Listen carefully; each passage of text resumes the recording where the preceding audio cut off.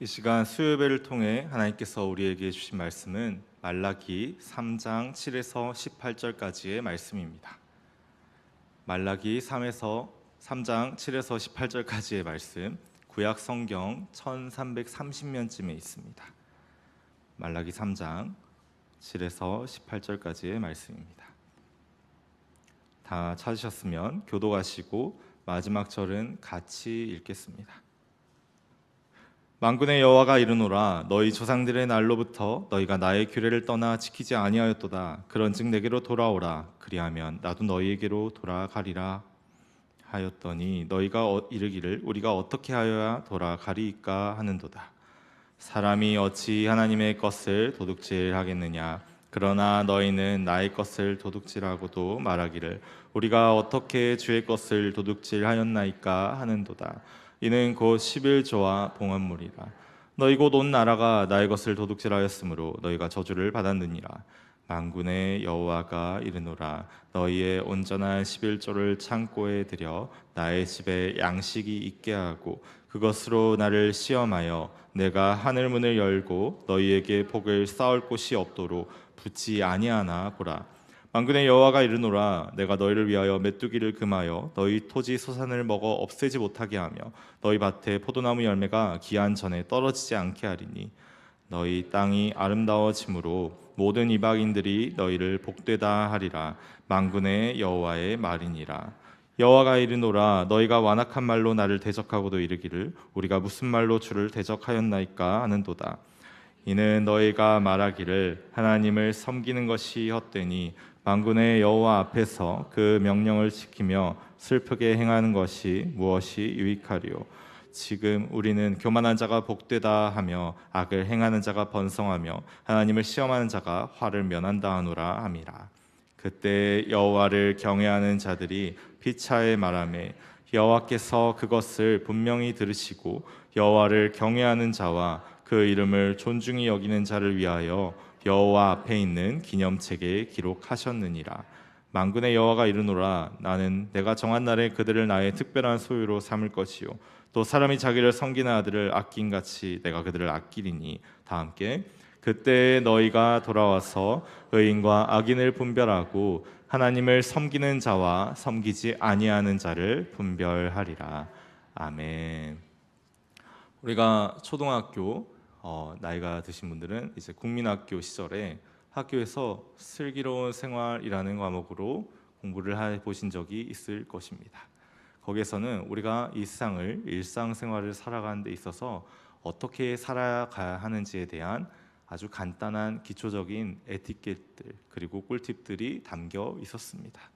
오늘 저는 슬기로운 헌금 생활이라는 제목으로 함께 이 말라기 말씀을 살펴볼 예정인데요. 우리가 이 헌금 생활이 성도의 삶에 굉장히 밀접하게 가까이 있는 것임에도 불구하고 그에 대한 마땅한 지침이 주어지지 않아 유튜브에 나오는 말들을 신봉하거나 또는 자신의 생각으로 오해하는 경우가 참 많이 있는 것 같습니다.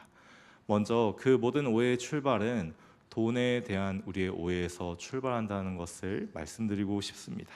제가 오늘 설교를 진행하면서 몇 가지 질문들을 드릴 텐데 들으시고 한번 각자가 생각해 보시면 많은 유익이 있을 줄로 믿습니다.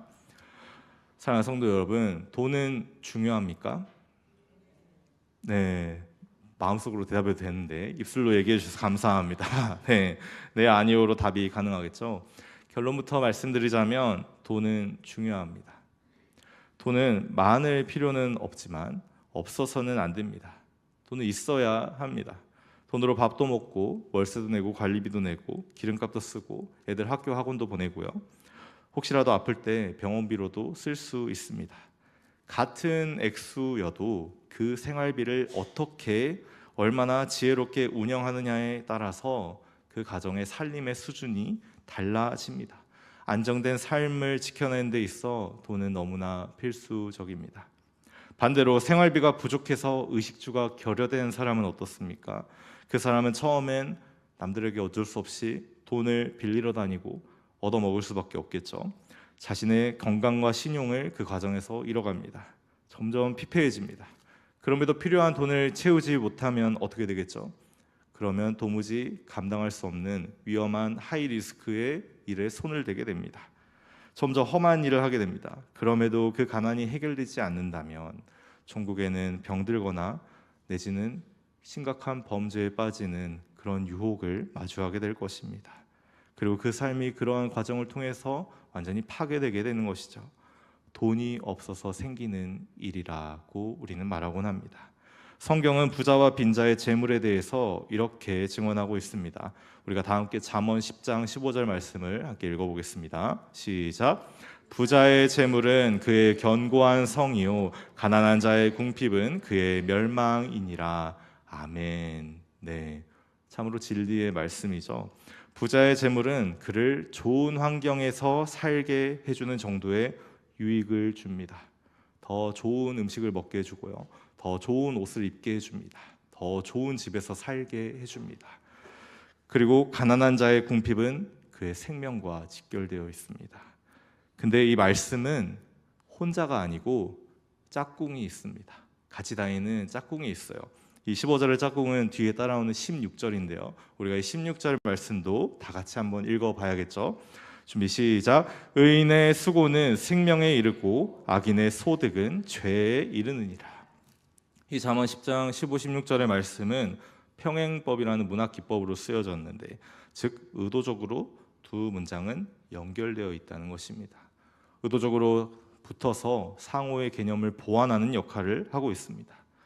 따라서 이 성경에서 말하는 부자와 가난한 자는 단순히 돈이 많고 적은 자를 말하는 게 아니라, 부자는 자신의 수고로 지은 견고한 성 안에 사는 의로운 사람이며, 가난한 자는 그 소득이 죄악에 이르는 궁핍하고 멸망을 향해 나아가는 죄인이라는 사실을, 그 입체적 심상을 우리에게 보여주고 있는 것입니다.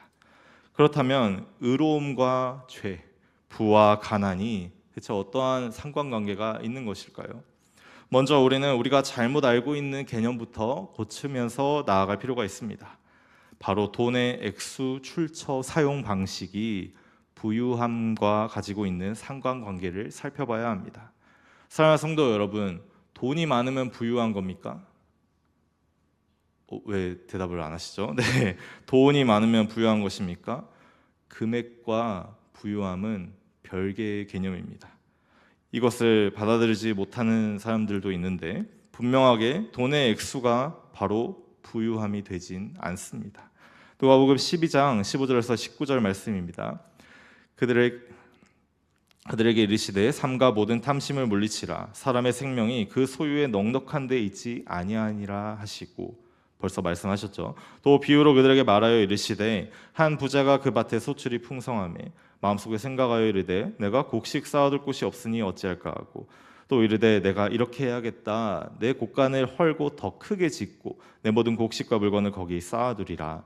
또 내가 내 영혼에게 이르되 영혼아, 여러 해 쓸 물건을 많이 쌓아두었으니 평안히 쉬고 먹고 마시고 즐거워하자 하리라 하되. 한 부자가 있었습니다. 예수님의 비유죠.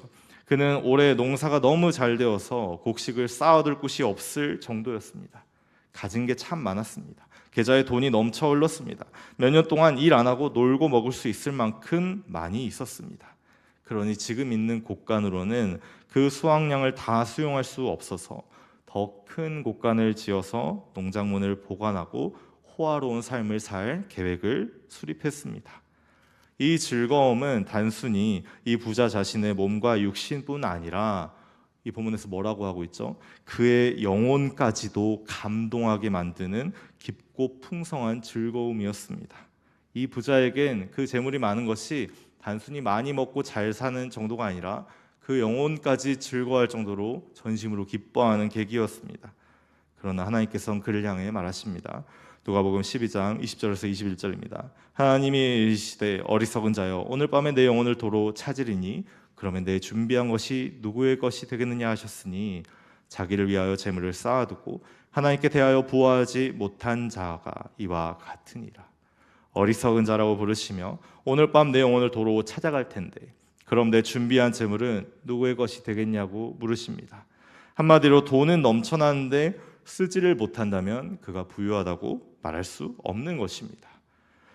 그렇습니다. 여러분, 단순히 생각해 보십시오. 가진 돈을 사용할 수 있어야 부유한 것입니다. 여러분이 죽어라 일을 해서 평생 10억을 모은 자산가가 되었는데 이제 돈을 좀 써볼까, 나이도 들고 은퇴했으니 돈을 써볼까 하고 1,000만 원을 쓰고 죽었습니다. 그러면 그 사람이 누린 부는 얼마입니까, 여러분? 10억인가요? 1,000만 원인가요? 1,000만 원이죠. 그렇죠. 그가 사용해야만 의미가 있는 것입니다. 그럼 반대로 평생 일한 적이 없는 백수 한량이었는데 아버지가 갑자기 돌아가셔서 10억 원을 물려받은 사람이 있는데 이 사람이 이걸 흥청망청 다 썼다고 해봅시다. 그가 누린 부는 얼마일까요? 10억일까요? 10억이어야 될 것 같은데 그렇지 않습니다. 왜냐하면 그 사람은 그렇게 땀 흘려 일해본 적이 없기 때문에 그 돈의 가치를 모릅니다. 돈이 헛돈이 계속 나갑니다. 허망하게 쓰게 되어 있습니다. 그리고 그 씀씀이가 커졌는데 소득은 변하지 않으니 금세 궁핍한 자가 됩니다. 결국 그가 누린 돈은 10억도 1,000만 원도 아닌 마이너스가 됩니다. 금방 벌어지는 일입니다. 많이 벌었는데 가난합니다. 많이 가졌는데 가난합니다. 부는 돈의 액수가 아닙니다. 또 부는 소유의 개념과도 밀접하게 관련되어 있습니다. 가령 제가 부잣집과 결혼을 해서 장인어른이 저를 너무 사랑한 겁니다. 이서방, 나는 자네가 너무 마음에 드네. 그래서 나는 자네에게 20억짜리 집을 해주고 싶네, 자네 명의로. 자, 그러면 제가 그것을 받았다고 가정을 해볼게요. 그럼 제 자산이 얼마죠? 20억? 아닙니다. 마이너스 20억입니다. 제가 수고해서 번 적이 없기 때문이죠. 그렇죠. 그건 저의 정당한 소유가 될 수 없습니다. 그리고 20억은 빚이고 이자는 아마 부동산, 양도세, 그리고 가정 안에서 남편으로서의 저의 사회적 지위일 것입니다. 그러니 그 제안은 고맙지만 죄송하지만 전 받을 수 없습니다라고 하는 것이 지혜로운 답변입니다. 그렇습니다. 반대로 만약 도둑이 와서 제 수중에 있는 10만 원을 훔쳐간다면 저와 도둑의 부는 어떻게 되는 것일까요? 저는 그대로일 것입니다. 왜냐하면 저는 억울하게 잃어버린 그 돈을 하나님께 기도하고 간구하며 어떠한 방식으로든 채움받을 수 있지만 훔쳐간 도둑은 그 돈의 액수를 반드시 4배든 5배든 하나님 앞에서 토해내야 될 것이기 때문입니다. 내 수중에 있다고 나의 것이 되지 않습니다. 많다고 그것이 곧 부유함이 되지 않습니다. 그렇기 때문에 십계명은 우리에게 이렇게 가르치곤 합니다. 출애굽기 20장 17절이죠. 내 이웃의 집을 탐내지 말라. 내 이웃의 아내나 그의 남종이나 그의 여종이나 그의 소나 그의 낙이나 물은 내 이웃의 소유는 그게 무엇이든지 탐내지 말라. 한마디로 한 사람이 누리는 부는 절대적으로 모든 소유물의 참 주인이 되시며 살아계신 하나님께서 그 사람의 소유를 인정하시느냐 인정하지 않으시느냐에 달려 있다는 것입니다. 하나님께서는 자신을 경외하며 정직하게 땀 흘려 일하는 자의 소유를 인정해 주십니다. 그러나 하나님을 경외하지도 않고 남을 속여서 불의한 재물을 얻으려 탐내는 자들은 그대로 내버려 두셔서 가난하게 만드십니다. 오늘 우리가 함께 읽은 말라기의 본문에는 이스라엘 백성들의 모습이 이렇게 등장합니다. 말라기 3장 7절이죠. 만군의 여호와가 이르노라 너희 조상들의 날로부터 너희가 나의 규례를 떠나 지키지 아니하였도다. 그런즉 내게로 돌아오라. 그리하면 나도 너희에게로 돌아가리라 하였더니 너희가 이르기를 우리가 어떻게 하여야 돌아가리이까 하는도다. 지금 이스라엘 백성들은 여호와 하나님의 규례로부터 떠나 있는 상태입니다. 좋지 않은 상태이죠. 그들의 현재 상황은 좋지 않습니다. 그러나 그들의 마음은 돌아오려고 하고 있습니다. 한마디로 회개하려고 하고 있습니다. 지금까지 그렇게 못해왔지만 앞으로 잘해볼 생각을 가지고 있습니다. 이것은 좋은 태도라고 말할 수 있습니다. 하나님의 규례와 법도 말씀대로 살려고 합니다. 그래서 묻습니다. 하나님, 우리가 어떻게 해야 돌아갈 수 있습니까? 그런데 이에 대한 하나님의 답변이 말라기 3장 8절이죠. 사람이 어찌 하나님의 것을 도둑질하겠느냐? 그러나 너희는 나의 것을 도둑질하고도 말하기를 우리가 어떻게 주의 것을 도둑질하였나이까 하는도다. 이는 곧 11조와 봉헌물이라. 하나님은 답하십니다. 사람이 어찌 하나님의 것을 도둑질하겠느냐? 감히 사람이 하나님의 것을 훔쳐선 안 되며 당연히 그렇게 해서도 안 된다는 것입니다. 사람이 사람의 것을 훔친다면 하나님이 중재를 하실 수 있지만 사람이 하나님의 것을 훔친다면 그를 누가 중재할 수 있겠습니까, 여러분? 그러니 마땅히 그래서는 안 된다는 것입니다. 근데 이스라엘 백성들은 도둑질을 인정하지 않았습니다. 아니 우리가 어떻게 주의 것을 도둑질을 하였나이까? 안 훔쳤다는 얘기죠. 여호와 하나님의 말씀과 백성들의 증언이 일치하지 않습니다. 보통 이러면 누구 말이 맞나요, 여러분? 하나님의 말씀이 당연히 맞습니다. 하나님께서는 콕 집어서 답하십니다. 너희가 훔친 게 바로 11조와 봉헌물이라고. 하나님의 말씀입니다. 간혹 이런 주장을 펼치는 사람들이 있습니다. 에이 강도사님, 그거는 구약 시대의 낡은 율법일 뿐이고 신약 시대가 된 지금은 아무런 의미가 없는 구시대의 산물 아닌가요? 교회가 성도들의 재산을 빼앗으려고 겁주는 것 아닙니까? 아 진짜 그럴 수도 있겠네요. 저도 설득될 뻔했어요. 그래서 예수님의 해석도 한번 살펴보면 좋을 것 같습니다. 누가복음 11장 42절입니다. 화 있을진저 너희 바리새인이여, 너희가 박하와 운양과 모든 채소의 11조는 들이되 공의와 하나님께 대한 사랑은 버리는도다. 그러나 이것도 행하고 저것도 버리지 말아야 할지니라. 예수님이 바리새인들을 꾸짖으시는 장면입니다. 여기 보면 박하와 운양과 모든 채소의 11조는 들이되 하나님께 대한 사랑과 공의를 버렸다라고 말합니다. 11조보다 하나님께 대한 사랑 그리고 공의가 더 중요하다는 것이죠. 아, 그러니 이것을 보고 오해하는 사람들이 있는 거예요. 아, 그럼 11조는 안 해도 되고 하나님께 대한 사랑과 공의만 챙기면 되겠네. 그런데 예수님이 그걸 미리 아시고 그런데 이것도 저것도 버리지 말라고 하셨습니다. 무슨 뜻이죠? 하나님께 대한 사랑과 공의도 행하고 11조도 하라는 것입니다. 이 말씀을 좀 더 묵상해 보면 11조의 본질이 곧 하나님께 대한 사랑과 공의의 표현이라는 것을 알 수가 있습니다. 왜냐하면 우리가 살고 있는 이 세상의 사람들은 그 무엇보다도 돈을 사랑하기 때문입니다. 돈이 부모보다 더 소중합니다. 돈이 형제보다 더 소중하고요. 돈이 내가 몸담았던 직장이나 내가 몸담았던 친구들의 그 관계보다도 훨씬 소중한 이 세상에서 그 돈을 하나님께 드릴 수 있다는 것은 그가 돈보다 하나님을 더 신뢰하고 믿는다는 가장 강력한 반증이기 때문입니다. 돈을 하나님께 드릴 수 있다는 것은 돈보다 하나님을 더 사랑한다는 행위의 표현이기 때문입니다. 누가복음 16장 13절입니다. 집 하인이 두 주인을 섬길 수 없나니 혹 이를 미워하고 저를 사랑하거나 혹 이를 중히 여기고 저를 경히 여길 것임이니라. 너희는 하나님과 재물을 겸하여 섬길 수 없느니라. 아, 이제 하나님께 돌아오는 것과 11조와 봉헌물을 바치는 행위가 어떤 상관관계가 있는지 명확해졌습니다. 하나님께 돌아온다는 것은 그를 재물보다도 더 사랑하며 믿고 소망을 둔다는 것입니다. 그러니 이 11조는 아무나 할 수 있는 것이 아니라 하나님을 믿고 사랑하는 성도만이 드릴 수 있다는 것입니다. 말라기 3장 9에서 10절입니다. 너희 곧 온 나라가 나의 것을 도둑질하였으므로 너희가 저주를 받았느니라. 만군의 여호와가 이르노라. 너희의 온전한 11조를 창고에 들여 나의 집에 양식이 있게 하고 그것으로 나를 시험하여 내가 하늘 문을 열고 너희에게 복을 쌓을 곳이 없도록 붙지 아니하나 보라. 하나님께서는 하나님께 돌아가려는 마음이 있는데 아직도 돈을 의지하는 양다리를 걸치고 있는 이 백성들이 너무 속 터지고 답답해서 이렇게까지 말씀하십니다. 야, 그러면 한번 시험을 해봐라. 테스트를 해보자. 너희의 온전한 11조를 창고에 들여 나의 집에 양식이 있게 하고 그리고 난 뒤에 내가 너희에게 복을 쌓을 곳이 없도록 붙지 아니하는지 한번 봐라.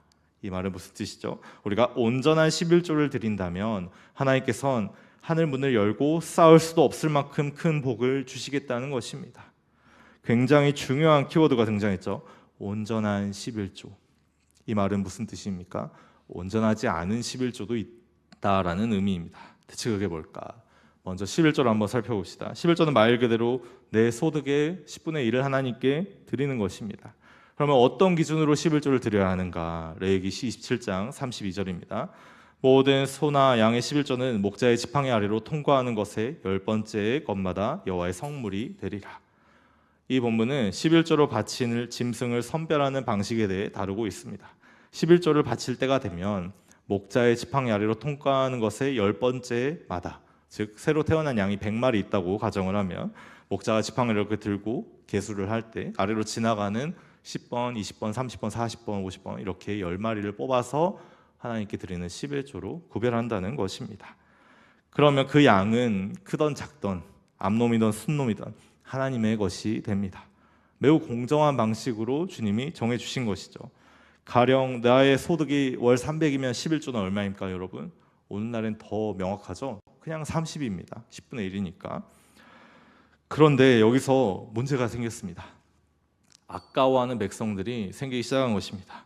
10마리가 있으면 거기에 좋은 양도 있고 좀 떨어진 양도 있고 골고루 섞여 있을 텐데 좋은 양이 너무 아까운 거예요. 저 양은 너무 좋은 양인데, 드리기에 너무 좋은 양인데, 그런데 드리자니 너무 아까운데 안 내자니 마리수가 안 맞죠, 그렇죠? 뻔하게 10마리인데 마리수가 안 맞잖아요. 그래서 바꿔치기를 합니다. 눈이 멀고 다리가 저는 다 죽어가는 병든 양을 넣고 좋은 양을 쓱 빼돌립니다. 그러면 어쨌든 10마리잖아요, 그렇죠? 누가 알겠습니까? 자기 목장에서 그렇게 바꾸면 11조 내기 싫은데 하는 마음으로 자꾸 이렇게 바꾸는 사람들이 있습니다. 11조가 아닌 다른 명목으로 지출을 하거나, 가령 주일학교 애들한테 밥을 사주고 11조를 안 낸다거나, 아니면 저는 그런 사람도 본 적이 있어요. 백화점 상품권으로 헌금을 내는 사람도 있습니다. 기상천외합니다. 굉장히 다양해요. 이거 말고도. 말라기 1장 8에서 9절입니다. 만군의 여호와가 이르노라, 너희가 눈먼 희생 제물을 바치는 것이 어찌 악하지 아니하며 저는 것 병든 것을 드리는 것이 어찌 악하지 아니하냐.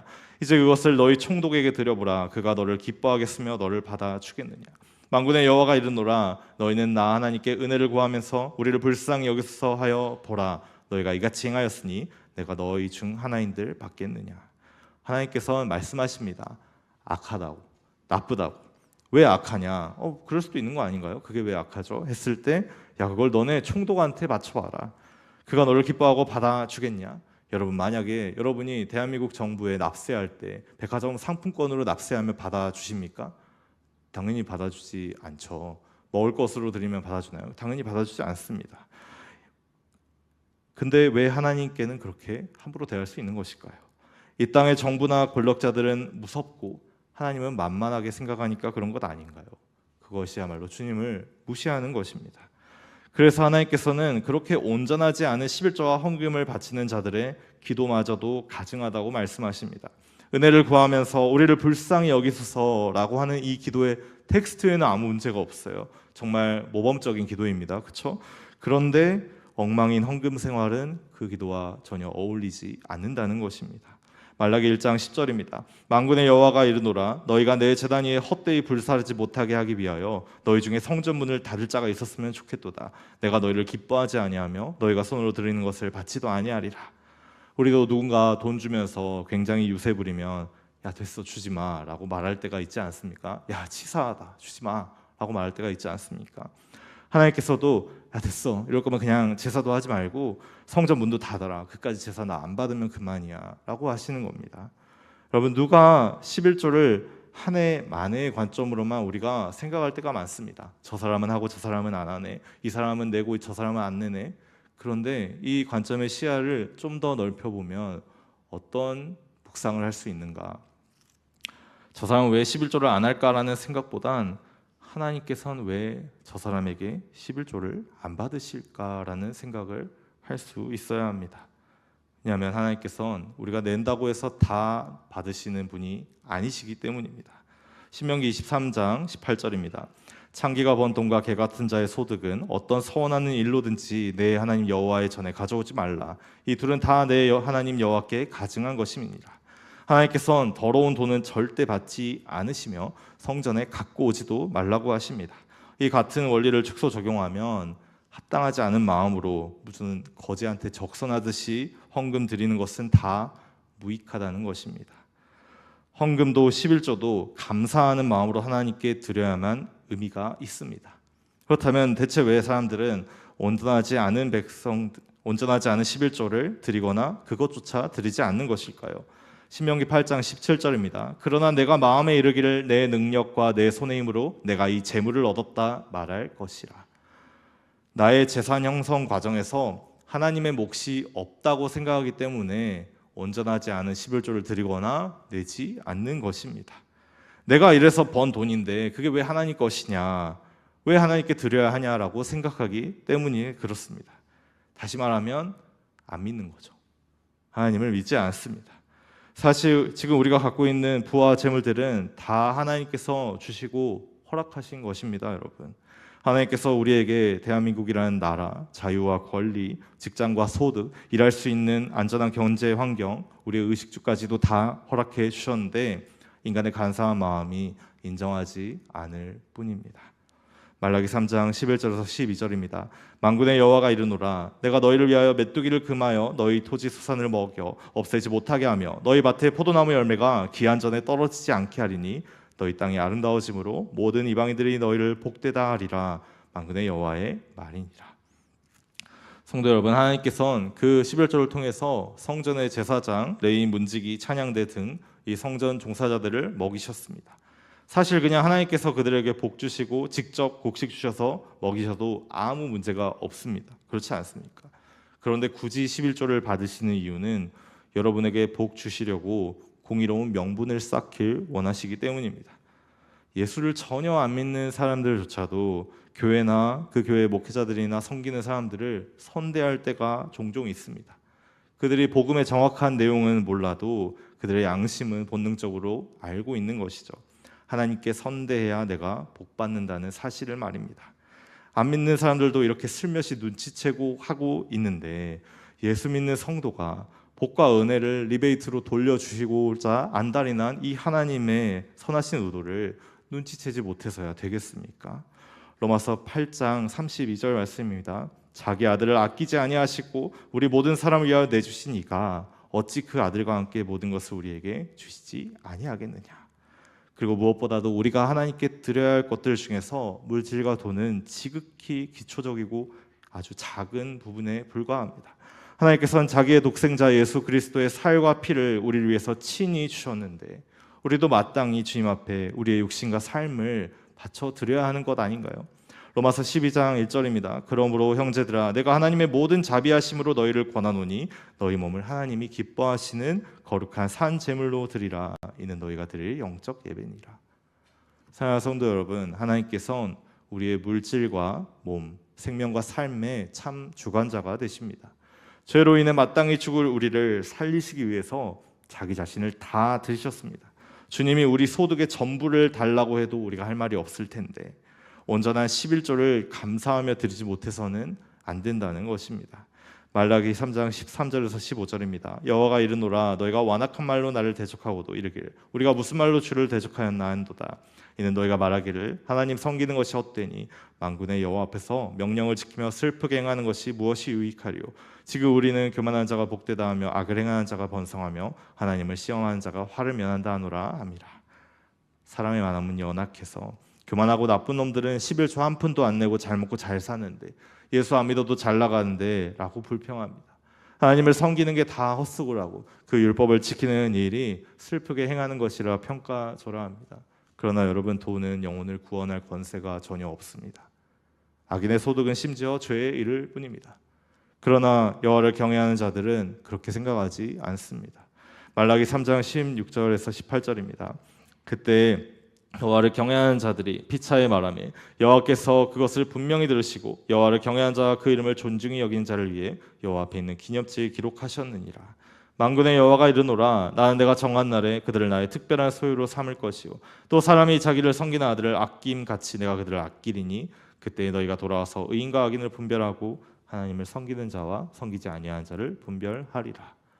우리가 하나님을 경외하며 존중한다면 하나님께 마땅히 우리의 삶과 몸을 제물로서 예배를 드리며 바칠 것입니다. 우리를 위해 자기 자신을 버리신 하나님의 아들을 생각하며 내게 맡기신 소유를 아낌없이 주님께 드리며 섬길 때 하나님께서는 우리를 그분의 특별한 소유로 삼아 주실 것입니다. 물론 우리 가운데서는 정말 소득도 없고 가난해서 헌금하는 것에 부담을 느끼는 형제들도 있습니다. 그럴 때는 어떻게 하면 될까요, 여러분? 금액을 적게 하면 됩니다. 레위기 5장 7절이죠.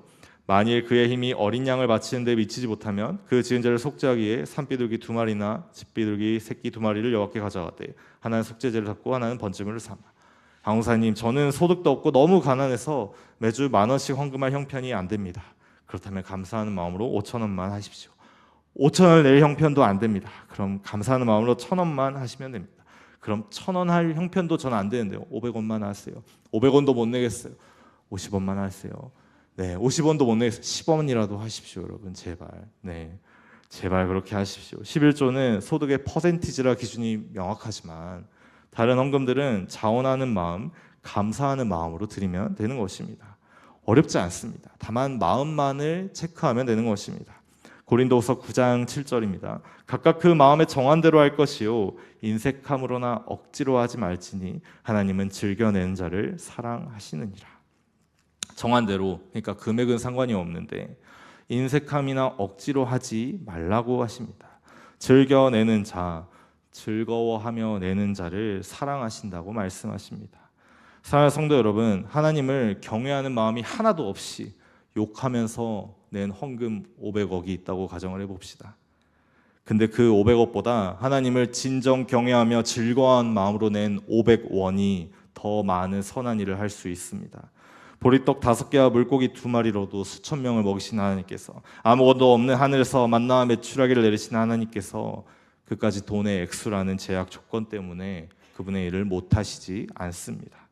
반대로 아무리 큰 돈이어도 하나님 앞에서 겸손하여 주께 감사하는 마음이 없다면 그건 다 의미가 없는 헛돈입니다. 마지막으로 하나님께서는 가난하고 어려운 성도와 이웃들을 돕는 우리의 구제 사역을 통해서 우리에게 주실 하늘의 보화를 예비하신다는 것을 기억할 필요가 있습니다. 누가복음 12장 33절 34절입니다. 너희 소유를 팔아 구제하여 낡아지지 아니하는 배낭을 만들라. 곧 하늘에 둔 바다함이 없는 보물이니 거기는 도둑도 가까이 하는 일이 없고 조먹는 일도 없느니라. 너희 보물이 있는 곳에는 너희 마음도 있으리라. 사랑하는 성도 여러분, 여러분의 재물과 여러분의 마음은 지금 어디에 있습니까? 여러분의 헌금 생활은 나의 만족과 유익을 위한 헌금 생활입니까? 아니면 정말 하나님께 감사하며 자원하는 마음으로 드리는 헌금인 것입니까? 여러분, 돈에 있어서, 이 작은 문제에 있어서 순종하는 자가 되십시오. 그러면 하나님께서 아름다운 천국 유업을 여러분에게 더욱더 풍성하게 허락해 주실 것입니다.